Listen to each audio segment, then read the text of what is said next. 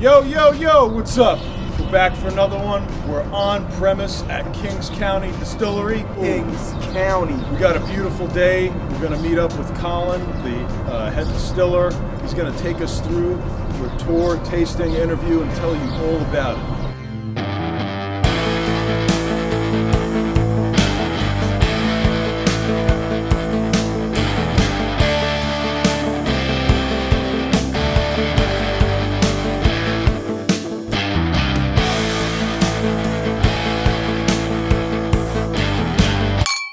Thank you so much for having us, man. Welcome. Really appreciate it. Welcome to Brooklyn. Yeah, it's the first time out here, man. We really appreciate you accommodating us and bringing us out here and allowing the fans to get a glimpse at the art and magic of what is Kings County Distillery. So how long have you guys been here? So we've been in business 11 years. We've been here in the Navy Yard for 9 years. So you guys want to come inside? I'll show you how it works. Let's take a look. We're inside the distillation area. Colin's going to tell us about the magic and the facility and how they make their precious whiskey. So welcome to the Paymaster Building. We're in the Brooklyn Navy Yard, historic shipbuilding for the U.S. Navy. And the Paymaster Building is basically where we distill all the whiskey. And then we also have a tasting room that we'll go to later and check out. And I got interested in distilling because I grew up in Kentucky, so my favorite whiskey is bourbon, so that's kind of how we got started. We started with moonshine, and we started aging some into bourbon.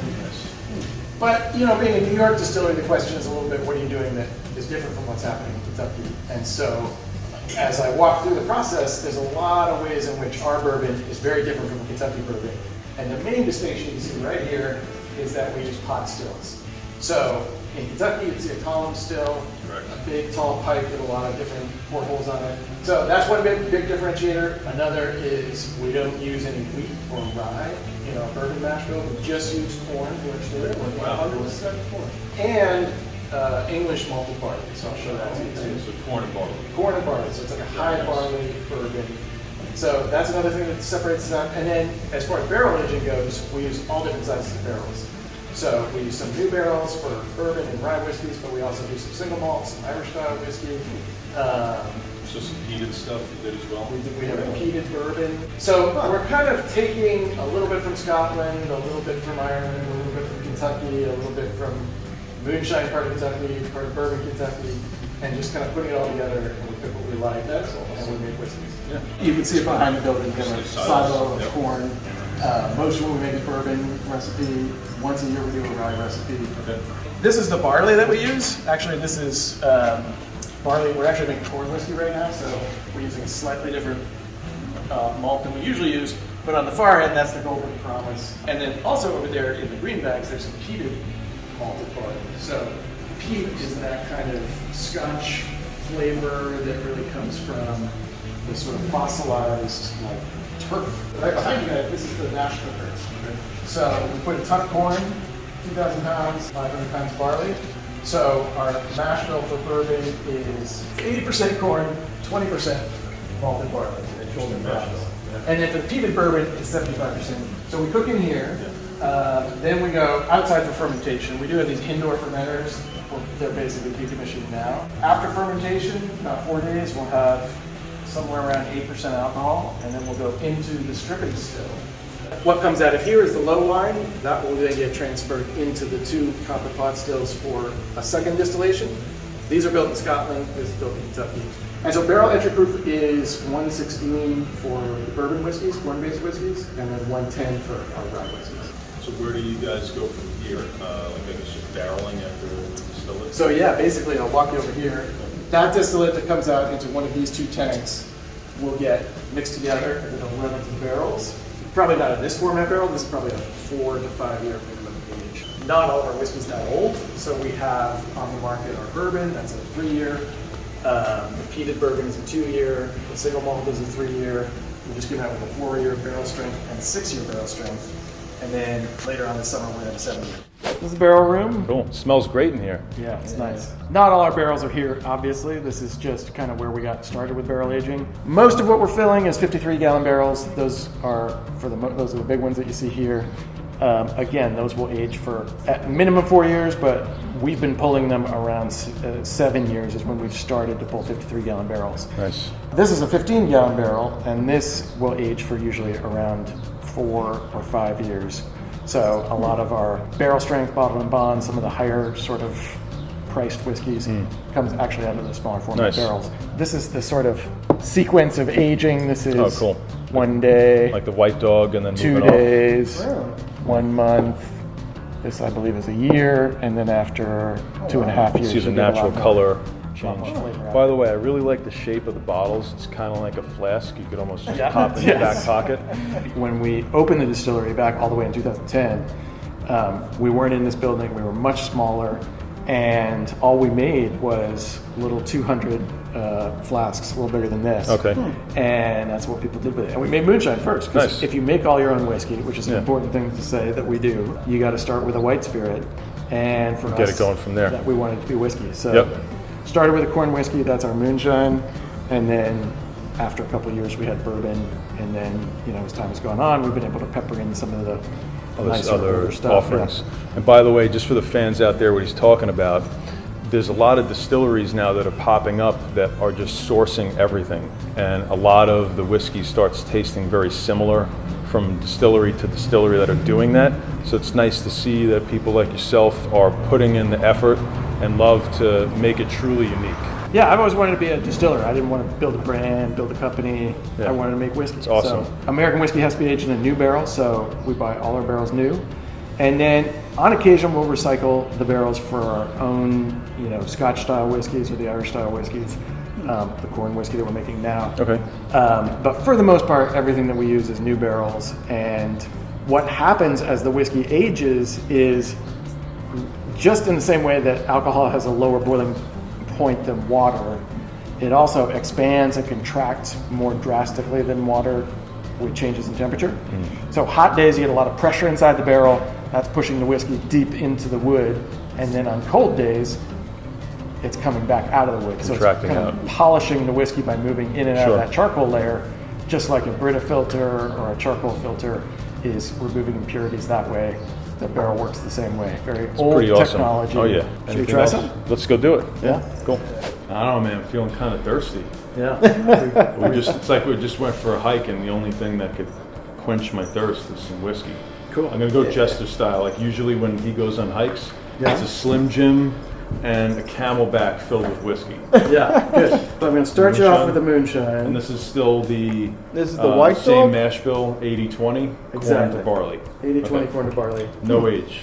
No age. Just right off the Just still. right off the still. So low proof. It's not still strength. Still What's the strength percentage is on that one? 70%. This is 40%. Oh, 40. So this is proof down to make it down. more Cool. simple.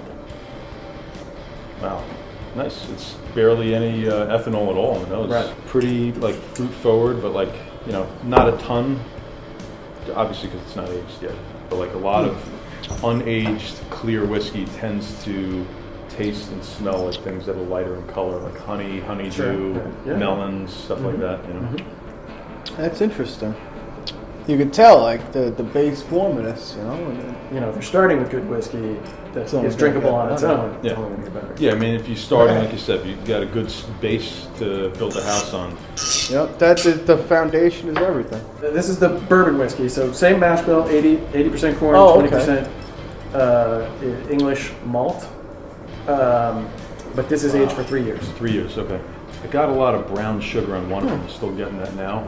Like brown sugar, maple, and a lot of fruit notes. I mean, this is a very classic bourbon profile. You should get Caramel, vanilla, mixed Yeah. with some raspberry, plus the other stuff I was mentioning. Almost Yeah. getting like an oak char on it as Yeah. well. Really That's nice nose. interesting. yeah. So this is the flagship whiskey. This is basically about half of what we sell is just straight bourbon whiskey. Beautiful. The mouthfeel is still really nice for a 45, and I'm noticing that on all of your products. Yeah. Like we were discussing when we were looking at the pot stills. Really think that makes a huge difference. All single malt scotches are made on pot stills, so Yeah. it's just a cultural thing. American whiskey has gravitated to column stills, but if you're a purist and you're a distiller that wants to have that richness and that texture, I would argue there's no substitute for a pot still. It really aids in the finish too. Yeah. because it just keeps going. So what's All up right, next? this is the peated bourbon.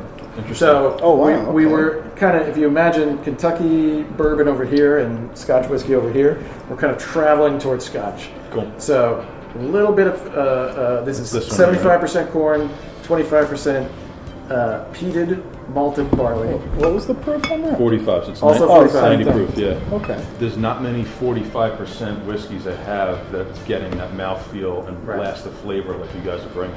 It's almost like a very slight undertone of that smoke, you know? Right. So the peated bourbon, mostly a bourbon on Yeah, the nose and barely on the get palate, it on the nose at all. Yeah, it's like very subtle. but you'll get it on the finish. Completely different. Yeah, I like that. peated That's pretty style. good. So same mash bill or no? 75% corn, 25% So a little bit of more the peated malt. Okay. So it's similar, but Similar, just, but you're yeah. getting a lot more of that Scotch style mixed with a bourbon in one, making a really unique offering. I could nice. see this one being paired well with a cigar. Yeah. Sitting Yeah. by like a campfire or something. Yeah. Exactly. I personally, I Barbecue. think I prefer Yeah. this one, but it's still a nice Sure. offering. I'm going to move right on to the single malt. Oh, this, So so this this is is 100% barley? barley? 100% barley. Some of it's 47. peated, not all of it's peated. This is going to be as close as we're gonna make to a Scotch whiskey. Cool. So You can really pot smell the distilled, difference. used Yeah. barrels, 3-year. You could even see it in the color difference too. Yeah, totally different. A lot So- more fruit shining through, I feel. The barrel that you used for this, was it the standard bourbon or was it the peated bourbon? It was a standard bourbon. Standard bourbon. Yeah, nose is good. I mean, I'm still liking Almost like a candy the corn. regular like bourbon smell. the best so far. Yeah, honey. Yep. You know, grass. It's got fruit like forward. a little bit of a Maybe apricot. yeah. Yeah, you love those apricots, man. I don't Gotta know. love the apricot. He's a big apricot fan. Sure. Yeah.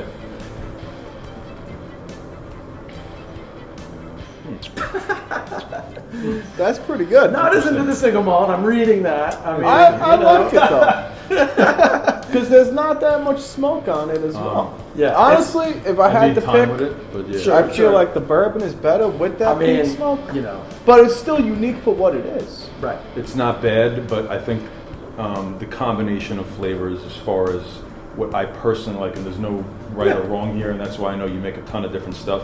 Yeah. I like it, but I don't love it as much as one of the standard bourbons so far. Yeah. If you're into Scotch, you know, you'd probably like this a little more. Yeah, and it's definitely not But I overpowering, love bourbon, like so with the it's peat like- smoke and stuff. All right. Next up, we've got bottled and bond. There we go. So, bottled and bond is a historical style of American whiskey. It's got to be 4 years old. It's got to be exactly 100 proof, and it's got to be from one distiller, one distillery in one distilling season. So, a lot of specificity, a lot of transparency. Liking it even better than the first bourbon. Yeah. Very So, similar. A little just- bit higher proof, Just a little bit more potent. a little more, with a what's little coming through. older. This was distilled in spring 2000. Yo, you alright? Yeah, I was smelling too hard on it. So for this whiskey, Ryan is now the head blender, and he and Nathan will work together to find barrels that have a little bit more of a like chocolatey, deeper molasses kind of richness. So That's my favorite of the bunch. yeah, this one is one that's won a lot of awards. So for me, it's thumbs up across the board for both of these. This one specifically is the standout out of the bunch here. Yeah, I'd give it first place Yeah. and second place. You like the peated a little better? Yeah, because it's unique. Super unique.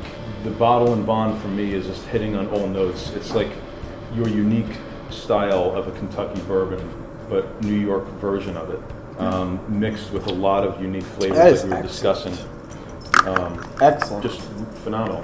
Great nose, great palate, great finish. I that actually beautiful enjoy that a mouthfeel lot. that we've been noticing throughout from Yeah. the pot still. A little vanilla shines through as well on the palate. And for $100, I think that's a great offering. I would just say we put a lot of love and a lot of care into making the whiskeys the way that we do. Oh, dude, it's And fantastic. I'm starting Yeah. to see people kind of appreciate it, notice it, and after doing it for 11 years, it's nice. It's nice when people like the whiskeys. Still do cast strengths and stuff as well. Mhm. In fact, Ooh, yeah. you're going to get the last of the bottle. This is I a appreciate that. Blender's Oh, wow. Reserve, Really? 6-year, Very nice. Oh, wow. 140 proof. 140. Whoa. Oh. Whoa. 140. Thank you very much. I will warn you, it is 140 proof, Yeah, so, that's cool. you know. Oh, we can handle it. We're not, dude, smell it. It's really enticing to go There's down on no this. ethanol on the nose at all. I noticed that, like I mentioned, with your 8-year experimental corn one, like even for the crazy high proof is no ethanol. Beautiful nose on this. Yeah. Only 300 bottles of this made. 10 barrels between 6 and 7 years old. Dude, get out of here. That is Thank you very ridiculous. much. Killed it. Thank you. That is the banger of the day. It's that good. The finish, brown sugar, molasses, mapley, caramel, oak, vanilla, raspberry, some chocolate notes, all coming in. Woo. Super concentrated, Oh. beautiful nose, It's no like ethanol. super refined too. And Blast of flavor on the palate, and that finish just keeps coming in with more flavor. And it's just taking your standard offering, which this is like out of 10, and then bringing it to a 12. Get it while it's hot. Thank you very much. My pleasure. Boy. Wow. Now, before you guys take off, let's go to the tasting room. You can have a cocktail. Yeah. Check out our old gatehouse.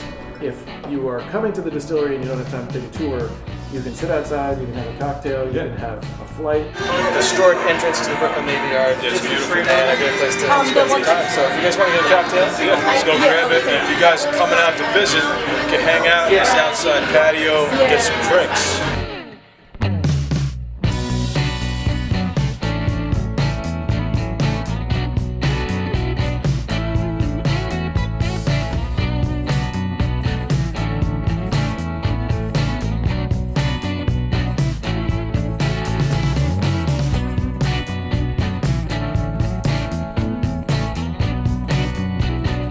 So Jester got a little hot. He had to take off his hat and shit. But nothing quenches his thirst on a hot day like some 70% Kings County. Oh yeah.